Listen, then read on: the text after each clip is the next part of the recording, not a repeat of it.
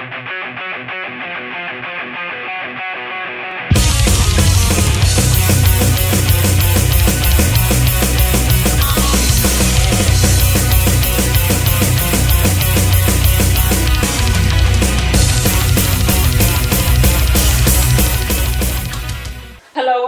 everyone, welcome to the Metal Galaxy YouTube channel where we bring reviews, interviews, the metal news and much more into your living room. Subscribe and like to be there when we release new content. Give a small donation, every kind of support helps and we can do with it more coverage. We will review Masters of Rock Winter Edition that happens every year, first weekend of December.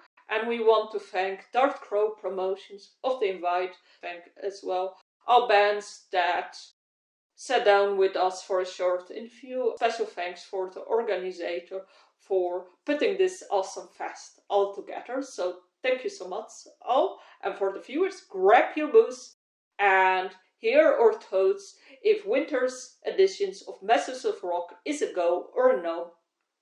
So yeah, before I dive into the program, let's first discuss the location. So the location happens in Zlin. It's Port Arena, like a square, and it's actually quite amazing to all set up because the sound from one to another corner, you can hear very well all the music that is played. Even if you go to the toilet, you can hear everything crystal clear being played and you can follow along when you sit there on the toilet. So it's super great that this festival is like very intimate, very close, and as well audience wise it's so easy to find your group of people, connecting with ones with your friends, finding them back. So it's a very great setup, I would say, for a festival to be such a small size.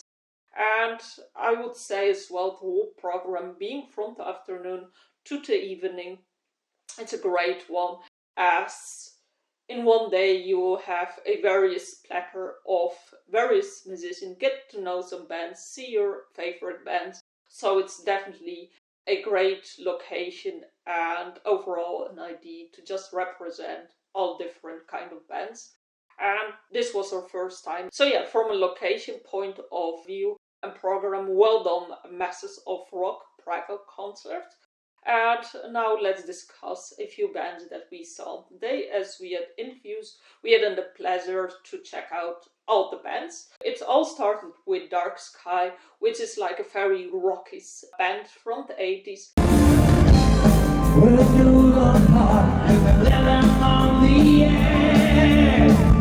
And now they have a new album. Last August it was released, The Signs of Time, which is a very album, by the way, for every rock fan alike. It's something you haven't heard yet, and that's exactly what the gig was at Masters of Rock. It was very great to chant alone. It was very melodic, great lyrics, and yeah, melodies. And I'm someone who have listened to a lot of rock bands like Dokken, AC/DC, Bon Jovi, Bruce Springsteen. But Dark Sky is none of this band. It has their own unique sound and it's hard to describe. But I would certainly say check Dark Sky out and their album, The Sign of Time, as it is a great one, especially if you are rock and roll. It's one to hear. And then the next band was like, whoa. It was super interesting, and a band that we had for 2 or 3 years on our bucket list, thanks to our collaboration with Rock of Angels record. Enemy Inside is a band that crossed our mind and really like impressed us from the very beginning, that we hold their press kit a few years ago, as they are so white. It's something you not often see in the metal scene, and then the way they sing, it's very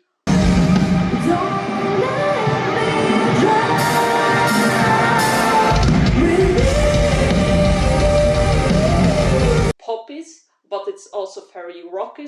It's also metal, and it was hard to place for me what exactly they are, but talking with Nastasia and Evan, it makes so much sense. And correctly, Nastasia said that Enemy Inside she can cover a lot of folk range, and I even discovered she can scream. So basically, she can do this very pop song to do a very metalcore song. So there are so many genres there to explore, and for me it was like I was hearing Evan something of Infected Rain, then something of more pop like, and then something more symphonic. So it was a nice, very unexpected flavors of music enemy inside, and I was very impressed how they really went into the conceptualization of their music, as everything was white,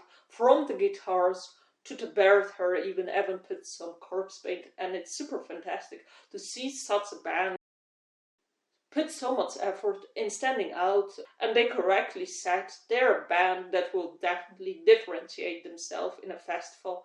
But I would say it definitely makes sense of who they are, and their coordinate is being a band that explores different flavors of music, so it would make sense to have a different kind of color. And their album like 7 is a very interesting one as well, diving into the 7 things in a unique way, and it's super interesting how everything is like conceptualized, how the music is written. So I definitely recommend check the interview out with Nastasia and Evan, and all I can say is as well their sound is crystal clear and very well done live, but as well on CD, and it might be as well that Evan is really a good producer. So yeah, that was Enemy Inside, and then the next band we saw was Liv Jagger's new band Liv Sin, which we have already introduced on our channel, as well as their new album Caligula. Check it out. So yeah, here I'm just diving more into seeing Liv Sin live, and it's super interesting as well. Like, whoa, like last time that I saw Liv Jagger was the time 8 years ago, I would say, with Sister Sin, which was a whole different experience. And don't get me wrong, Liv Jagger is really a fantastic performer, singer, and so on. But you see in Liv Sin that she has grown beyond what she was ever capable. Lyrics are much more aggressive. They deal with much more sinister things like death, the meaning of her life, and as well her love for Egyptian and cats. You see it back in their music. You see the big cat like in the backdrop, and as a result, it feels that the band has much more, Liv has much more matured as a musician, but as well, it's very conceptualized, strong, Liv Sin, and I definitely understand now how in some way Liv Sin might be too much for old Sister Sin fans, as from the moment on they got on stage, it was pretty aggressive, like Liv was screaming death.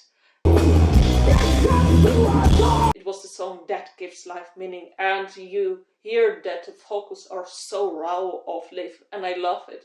And she can do soft vocals as well. She did a few times, but it's much more straight into your face, Liv Sin, much more aggressive, much more heavy metal, which makes it great to just headbang your head. And they had great songs as well, with The Chapter of the Witch, which was a very catchy song where everyone danced, but they have as well the hat element where Liv is wearing a hat, a bit of a reference of Chaos Royale, but the way she expressed the song is very much different, and I would say it fit much what she's now as a musician, but as well what her band is nowadays. Liv Sin, pure heavy metal. And as well, there were 2 flags from I'm the Storm, so it was super cool. She brought this kind of stuff, visualizing the very music videos she has done. So yeah, in short, Liv Sin is a total different experience than Sister Sin, but I believe Liv Sin is the best version of Liv Sin as a musician, and it's pure heavy metal, and one band really to check out, as certainly it will be a show to watch.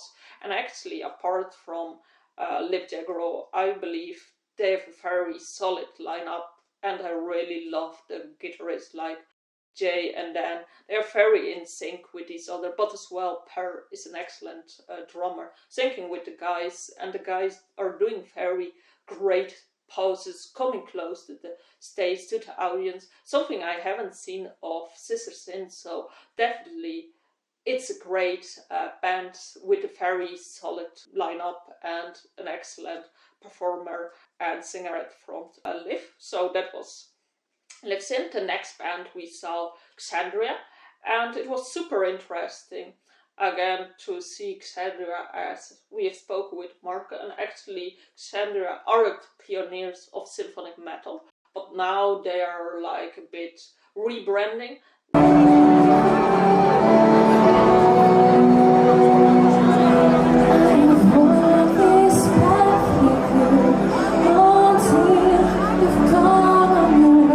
Now the idea is to be much more emotional, much more in touch with the audience, and you saw MAIr is a really great addition, as MAIr in some ways he can really channel all the emotions across the room and bring them out. It's amazing how he sings, but as well the guitarists are very great too, with the riffs, with doing solos, with standing 3 in a row. Basically it was a super great show to watch, and definitely after 2 or 3 decades of symphonic metal, Xandria is still one band to impress and to reinvent, whereas in the past they have used music videos, science fiction to make their music unique. It still gives them this unique edge, but the way how they create now music, how they bring emotion alive, it's like a whole next thing happening at Xandria, and we are very curious to see the next stages of Xandria, and check Xandria out or interview with Marco, the founder of the band, to just learn more about the band and what's upcoming. And yeah, that were the 4 bands we interviewed, and then at the end of the evening we saw Cavalera, and I would say it's a very good idea of Praga concert, Masters of Rock, to close off this night, because you had so much various music, and then to end with a bang, with a band that really like, it's a great one to just headbang your head off, morse pit a bit before you go home. I believe it's a very great one, and Cavalera is a solid band, as they have really great riffs, great musics, and so on. So yeah, in short, overall, like, amazing, fantastic lineup for just one day, and such a great location where the music was so crystal clear and it was such a great intimate setting. So yeah, definitely winter edition of Masters of Rock is a go. Support Masters of Rock. They have a summer edition of this festival, so go there. You can see the links below as well. Subscribe and like, as we have regular new content, and bye.